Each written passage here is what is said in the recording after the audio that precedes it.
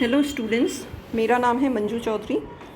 मैं आपका second year का subject workshop technology and metrology लूँगी, जिसका सब्जेक्ट कोड रहेगा ME 209। इस सब्जेक्ट के लिए जो रेफरेंस बुक्स अवेलेबल हैं, पहले उसको डिस्कस कर लें। तो इसमें दो पार्ट्स हैं, workshop technology and metrology. Workshop technology के लिए जो बुक्स आएंगी वो रहेंगी workshop technology volume 2 by Hazaran Chaudhary and BS Raghuvanshi. ये दोनों इंग्लिश की बुक्स हैं। हिंदी में workshop technology volume 2 by BS Raghuvanshi और उपाध्याय। तो BS रघुवंशी जो हैं वो हिंदी और इंग्लिश दोनों ही वॉल्यूम्स में अवेलेबल है। जो सेकंड पार्ट है मेट्रोलॉजी, उसमें जो बुक्स आएंगी इंग्लिश में रहेगी RK राजपूत और हिंदी में है भटनागर। तो आज हम इसका फर्स्ट यूनिट डिस्कस करेंगे, जिसका टॉपिक है कटिंग टूल्स एंड मटेरियल्स। तो कटिंग टूल्स को समझने से पहले हम देखें कि जब भी हम किसी मेटल फॉर्मिंग इंडस्ट्री में की बात करते हैं, तो वहाँ जो मेटल का शेपिंग दी जाती है, उसको शेप दिया जाता है, वो दो तरीके से दिया जा सकता है। यानी हम कोई जब मशीन का पार्ट बनाते हैं तो वो एक पर्टिकुलर शेप, एक पर्टिकुलर डायमेंशन का बनाया जाता है। तो उस शेप को देने के लिए हमारे पास में दो तरीके हो सकते हैं। पहला हुआ नॉन कटिंग शेपिंग और दूसरा हुआ cutting shaping. Non cutting shaping में हीट है, प्रेशर है, इनके अंडर में, इनके एक्शन में हम इसको शेप देते हैं। जैसे फॉर्जिंग है, ड्राइंग है, रोलिंग है, ये कुछ ऐसे ऑपरेशंस है, कुछ ऐसे प्रोसेसेस हैं जिनमें हम मेटल को शेप दे रहे हैं विदाउट कटिंग। और दूसरा तरीका आता है कटिंग शेपिंग। इसमें पर्टिकुलरली हमारे पास में पहले एक प्री फॉर्म्ड ब्लॉक होता है, उस ब्लॉक के ऊपर किसी टूल से कटिंग की जाती है और मटेरियल जो है वो थिन चिप्स के फॉर्म में रिमूव होता रहता है और इस तरह से अनवांटेड मटेरियल को कट कर दिया जाता है और मेटल को एक पर्टिकुलर शेप में लाया जाता है। तो इसके एग्जांपल्स देखें तो हो सकता है turning, boring, milling, drilling, shaping. ये पर्टिकुलर मशीन टूल्स पे किए जाने वाले ऑपरेशंस हैं और इनमें कटिंग एक्शन से अनवांटेड मटेरियल को रिमूव करके मेटल को शेप दिया जाता है। तो जब हम लेथ मशीन के ऊपर इसको ऑपरेट करते हैं तो ये टर्निंग हो जाएगा। बोरिंग मशीन पे हम बोरिंग ऑपरेशन करेंगे, मिलिंग मशीन के ऊपर ऑपरेशन किया जाएगा मिलिंग, ड्रिलिंग के ऊपर ड्रिलिंग, और शेपर के ऊपर अगर ये ऑपरेशन किया जाता है तो वो शेपिंग ऑपरेशन कहलाएगा। ये कटिंग शेपिंग जो है, इसको हम मशीनिंग ऑपरेशन भी बोलते हैं। और मशीनिंग में क्या होता है, मेनली हमारे पास में एक मशीन टूल होगा जिसमें जॉब यानी कि हमारा वर्क पीस, जिसको हमें शेप देना है, मेटल जिसको शेप दिया जाना है, वो वर्क पीस होता है, टूल होता है, और उन दोनों के बीच में किसी भी प्रकार का रिलेटिव मोशन होगा और उससे एक पर्टिकुलर शेप आएगा। तो शेप डिपेंड करेगा कि किस मशीन टूल के ऊपर लगाया गया है और उसमें जो वर्क पीस है और टूल है, उन दोनों के बीच में किस तरह का रिलेटिव मोशन वहाँ पर आया है। तो इस तरह से हमको अलग अलग शेप्स मिलेंगे।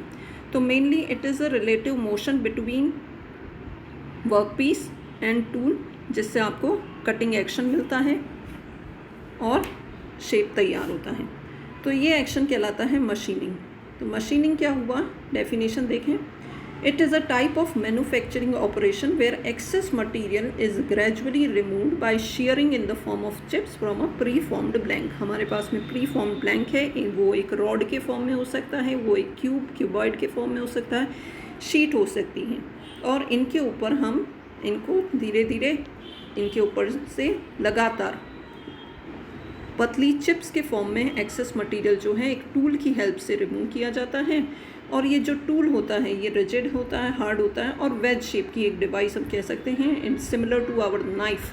जिस तरह से चाकू जो है वो शेयरिंग एक्शन से एक्सेस मटेरियल को रिमूव करता है, उसी तरह से कटिंग टूल भी जो है शेयरिंग एक्शन से जो एक्स्ट्रा मटेरियल है, एक्सेस मटेरियल है, अनवांटेड मटेरियल है, उसको रिमूव करने का काम करेगा।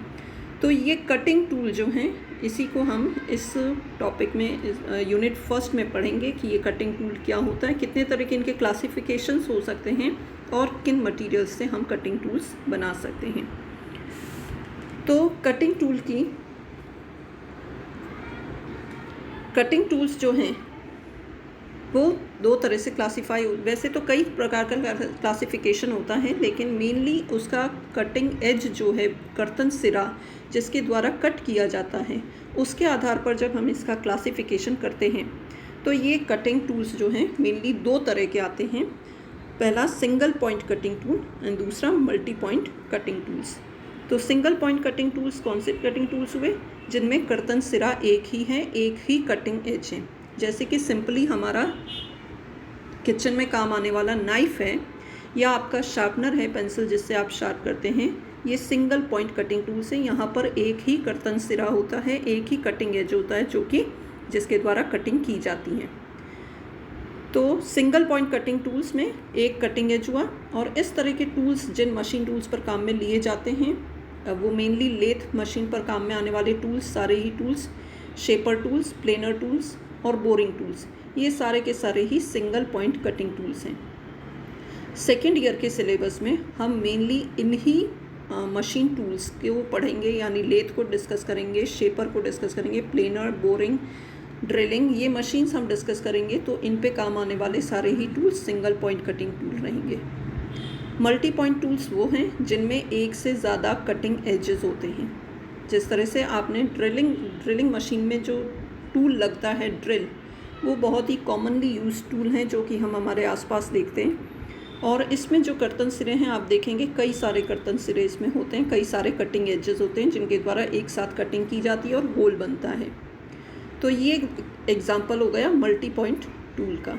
मल्टी पॉइंट टूल्स मेनली जो हमारा सिलेबस है, यानी इसमें जो मिलिंग, कटर्स हैं, ये सारा कुछ आप थर्ड ईयर में पढ़ते हैं। तो सेकेंड ईयर में हमारा मेनली कंसंट्रेशन रहेगा सिंगल पॉइंट कटिंग टूल पर कि सिंगल पॉइंट कटिंग टूल की ज्योमेट्री क्या होती है, सिंगल पॉइंट कटिंग टूल किस मटेरियल का बना होना चाहिए, उसकी क्या क्वालिटीज़ होनी चाहिए, उसकी ज्योमेट्री जो है वो किस तरह की होनी चाहिए। क्योंकि जब कटिंग टूल बनाया जाता है या कटिंग टूल को जब हम किसी काम में लेते हैं तो किसी भी पर्टिकुलर शेप को बनाने के लिए उसका एक, मैंने बताया था, पर्टिकुलर रिलेटिव मोशन होगा, पर्टिकुलर ऑपरेशन होगा।